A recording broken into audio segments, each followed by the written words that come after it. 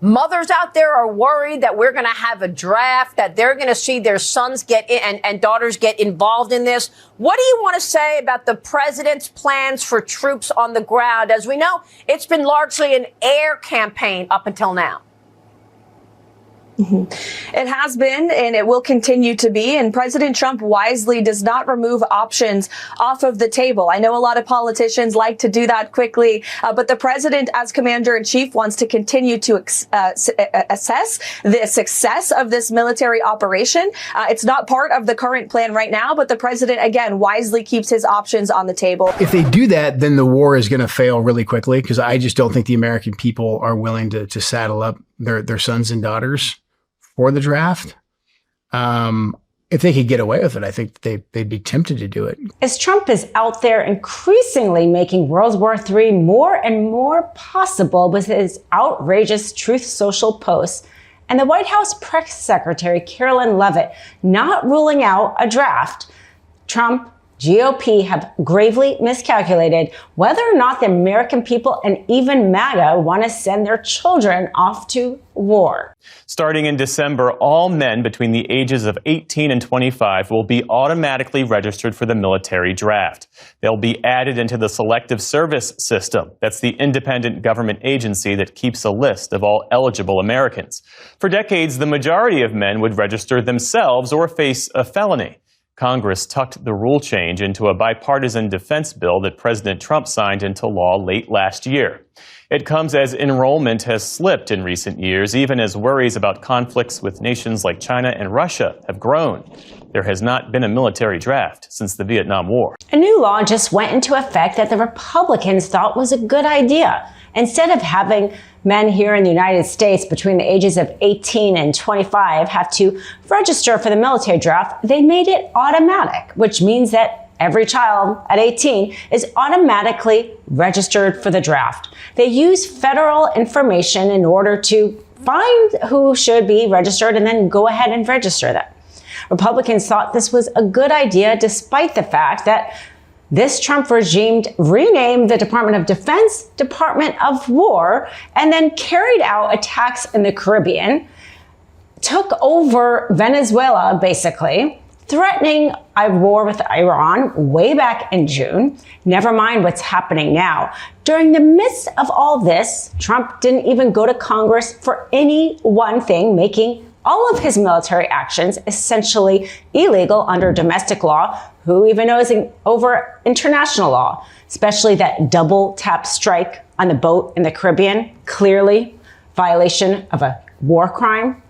Well, in the midst of that, Republicans proposed and passed this law, creating this automatic registration, because evidently not enough men in America at that age were registering. Only about 80% or so were going through what was already required law that they register. So supposedly Republicans said they wanted to save money, because this is what it's all about, evidently, is saving money and automatically registering men. So now, in the midst of Trump threatening World War III, all of your male children, the federal government knows them, has registered them. If they want to call up that draft, as Carolyn Leavitt says, Trump is not eliminating any possibility. It is so easy for them to do it because they already have registered them. If they do that, then the war is going to fail really quickly, because I just don't think the American people are willing to saddle up their sons and daughters for the draft. If they could get away with it, I think they'd be tempted to do it, because it'd be like all options on the table, right? Like if they say, like, if we get so far sucked into this thing, kind of like we did in the Iraq War, where it's like we can only win by applying a massive amount of ground troops. Iran is so big, we can't do it with the standing military that we have right now, as big as it is. We would have to do a draft. Now, I think a negative to a downside to the all-volunteer force we've had is that it's been very easy to deploy us, and most Americans don't really know or care that we've been deployed because we volunteered for it. We have professional soldiers. I think a draft is actually a good check on that. I think compulsory service. I think if there was more people right now who they had to go do 2 years in the military and they were like, oh crap, my 2 years are going to involve this Iran deployment, I think a lot more people in America, and that was felt by the entire American population, that every able-bodied man and woman was eligible for a 2-year period to go serve. Wars like this wouldn't happen, in my opinion. That is a very interesting point of view that I have not thought about. Yeah. As much as I don't like the idea of conscripting people or having mandatory service, because I liked the professional warrior class that we were a part of. I like serving with volunteers. Problem with volunteers is, man, we'll just keep going back, and you'll create a professional warrior class. And then we'll, like I did, we'll intermarry and we'll live in our tight communities. Everybody I know is a veteran. And so we have an insular community, and we're the only ones that experience the war, experience the loss, and we keep going back over and over again. Whereas if you spread out that burden to the entire country, it makes it almost impossible to keep us at war for a prolonged period. The only reason the Vietnam War ended is because there was the people basically revolted against it because of the draft. And that's a big reason why I think after Vietnam, they were like, we can't draft people anymore. Let's create a professional military. Damn. I have not thought about it like that. MAGA cracks are showing around this war. Megyn Kelly being the latest to directly confront Trump over what these actions. In the midst of all of this automatic registration for the draft comes out. And it's also in the midst of the Republicans trying to pass the SAVE Act, the Voter Registration Act.